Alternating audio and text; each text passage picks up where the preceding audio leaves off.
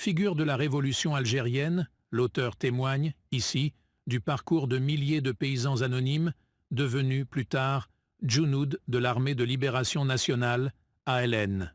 Dans les Djebel, la guerre s'installait et progressait. Nos paysans, passé un certain temps d'observation, de crainte et d'attentisme, se réveillaient au combat. Pour celui qui les connaît, ils sont dans la proportion de 70% des guerriers en puissance. Tenir un fusil et faire parler la poudre est le rêve de nos campagnards. J'ai été élevé au milieu d'eux.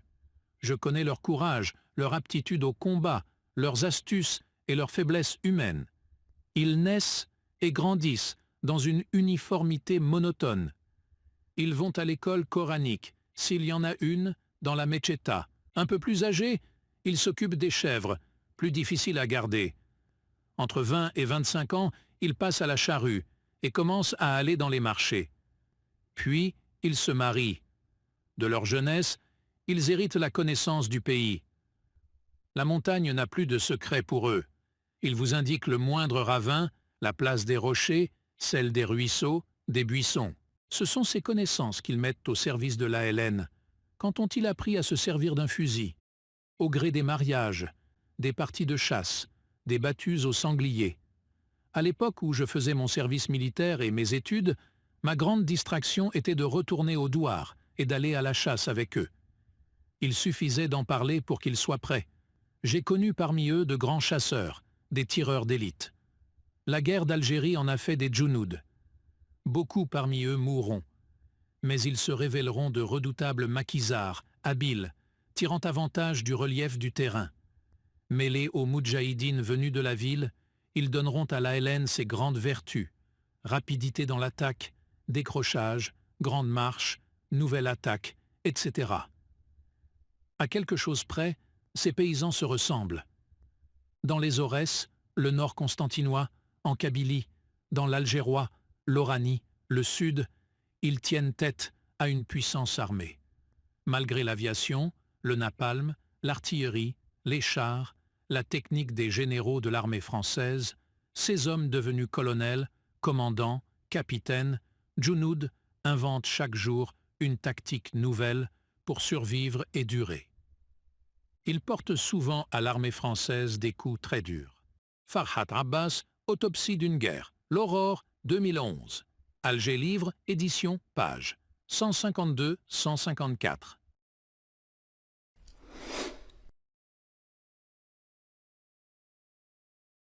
Figure de la révolution algérienne, l'auteur témoigne, ici, du parcours de milliers de paysans anonymes, devenus plus tard Djounoud de l'armée de libération nationale, ALN.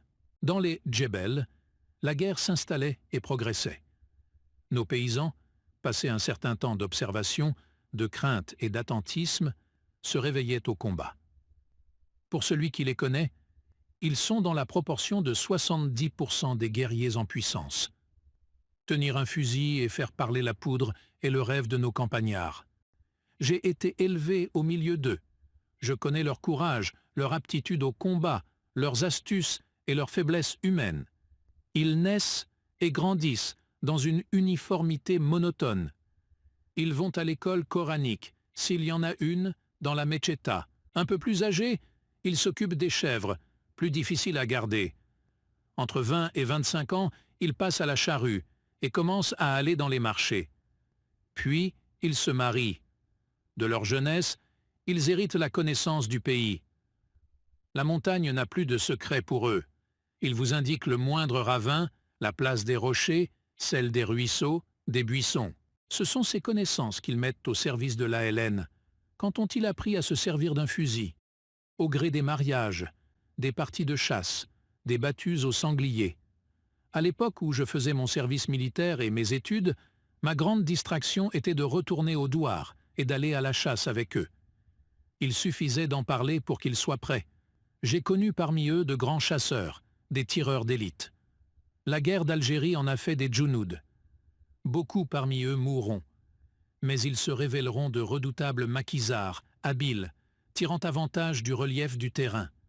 Mêlés aux moudjahidines venus de la ville, ils donneront à l'ALN ses grandes vertus: rapidité dans l'attaque, décrochage, grande marche, nouvelle attaque, etc. À quelque chose près, ces paysans se ressemblent. Dans les Aurès, le nord constantinois, en Kabylie, dans l'Algérois, l'Oranie, le sud, ils tiennent tête à une puissance armée. Malgré l'aviation, le napalm, l'artillerie, les chars, la technique des généraux de l'armée française, ces hommes devenus colonels, commandants, capitaines, Junod inventent chaque jour une tactique nouvelle pour survivre et durer. Ils portent souvent à l'armée française des coups très durs. Farhat Abbas, Autopsie d'une guerre, l'Aurore, 2011. Alger Livre, édition, page 152-154.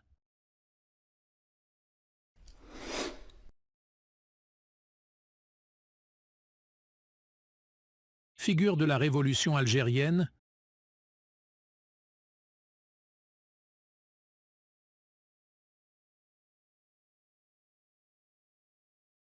l'auteur témoigne, ici,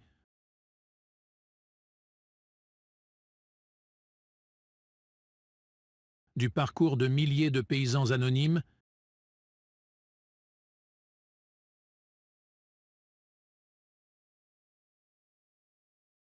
devenus plus tard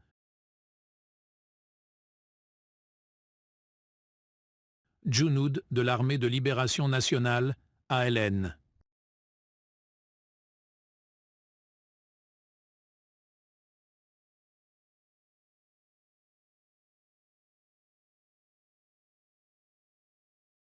Dans les Djebel, la guerre s'installait et progressait.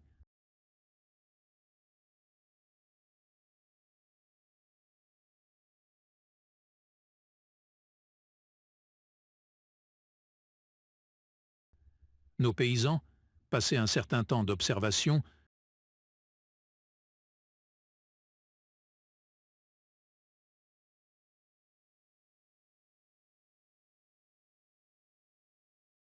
de crainte et d'attentisme,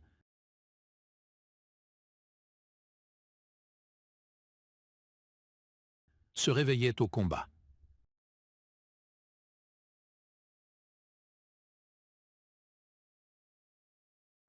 Pour celui qui les connaît,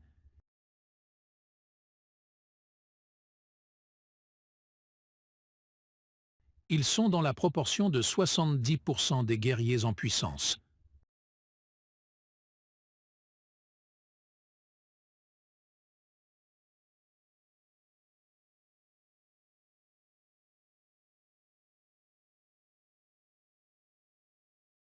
Tenir un fusil et faire parler la poudre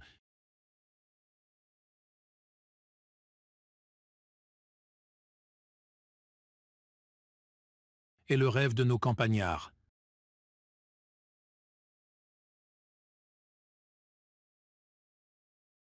J'ai été élevé au milieu d'eux.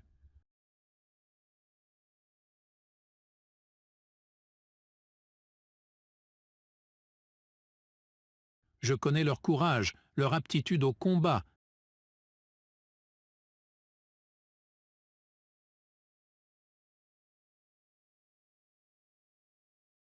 leurs astuces et leurs faiblesses humaines.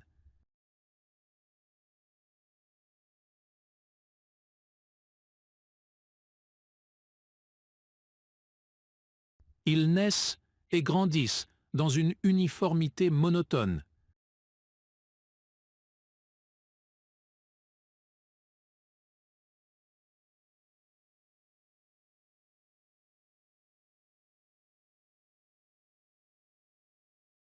Ils vont à l'école coranique.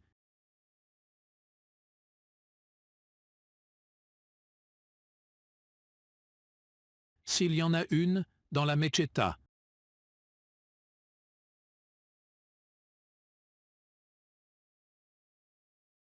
Un peu plus âgés, ils s'occupent des chèvres, plus difficiles à garder.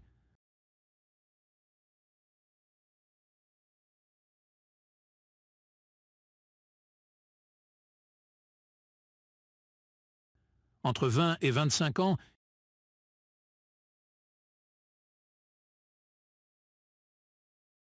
ils passent à la charrue. et commence à aller dans les marchés.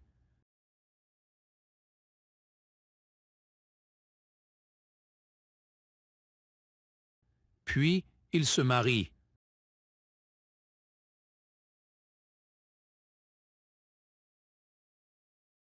De leur jeunesse, ils héritent la connaissance du pays.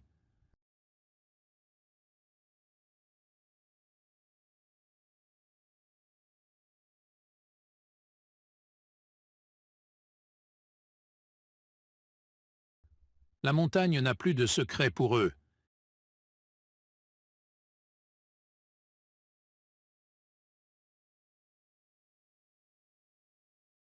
Ils vous indiquent le moindre ravin,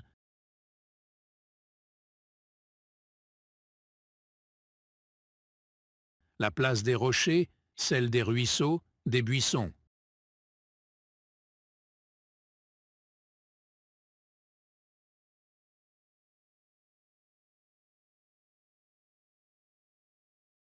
Ce sont ces connaissances qu'ils mettent au service de l'ALN.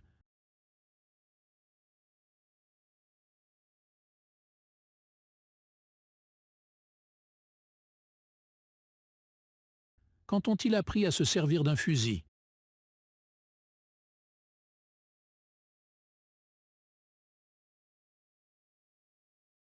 Au gré des mariages,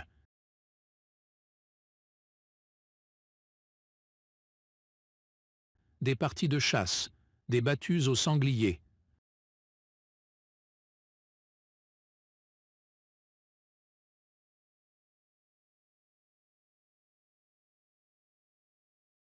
À l'époque où je faisais mon service militaire et mes études,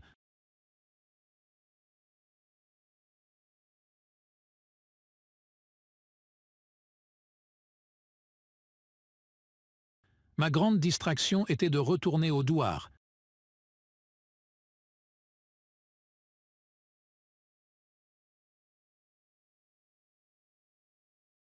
et d'aller à la chasse avec eux.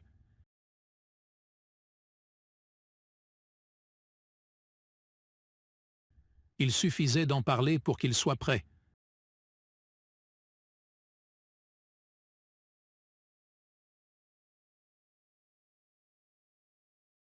J'ai connu parmi eux de grands chasseurs, des tireurs d'élite.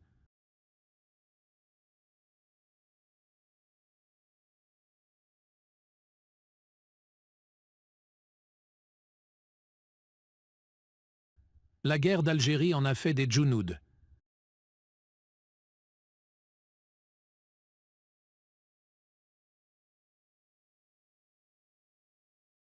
Beaucoup parmi eux mourront.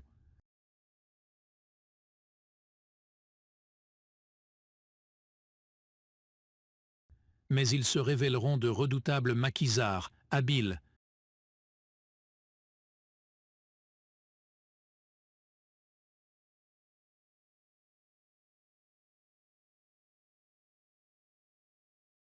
Tirant avantage du relief du terrain.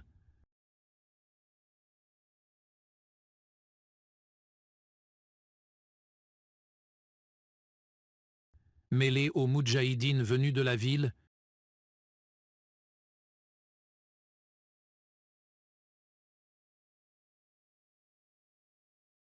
ils donneront à l'ALN ses grandes vertus.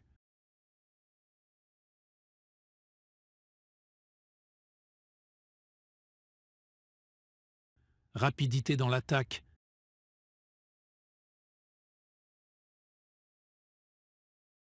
décrochage, grande marche, nouvelle attaque, etc.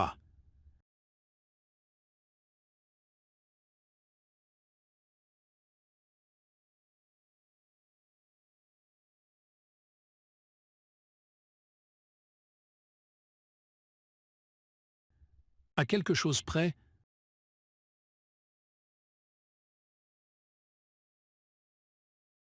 ces paysans se ressemblent.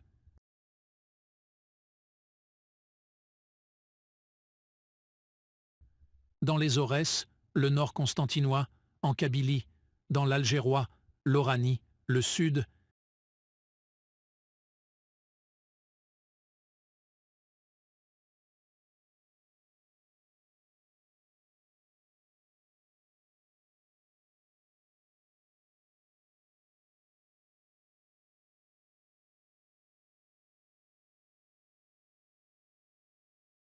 Ils tiennent tête à une puissance armée.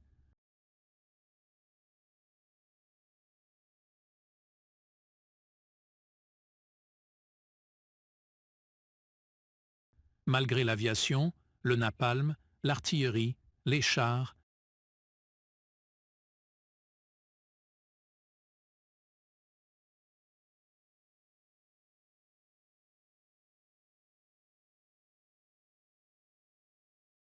la technique des généraux de l'armée française,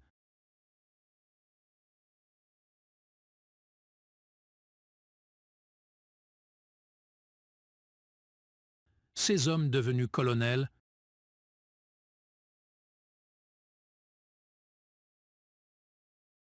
commandants, capitaines, Junoud,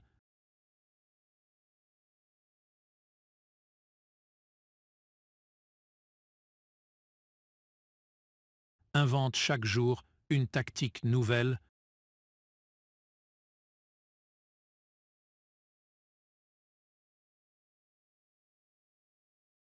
pour survivre et durer.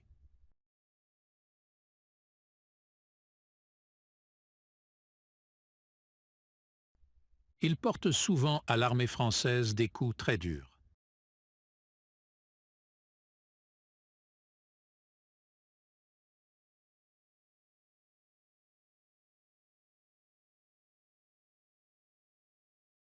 Farhat Abbas, Autopsie d'une guerre, l'Aurore, 2011. Alger Livre, édition, page 152-154.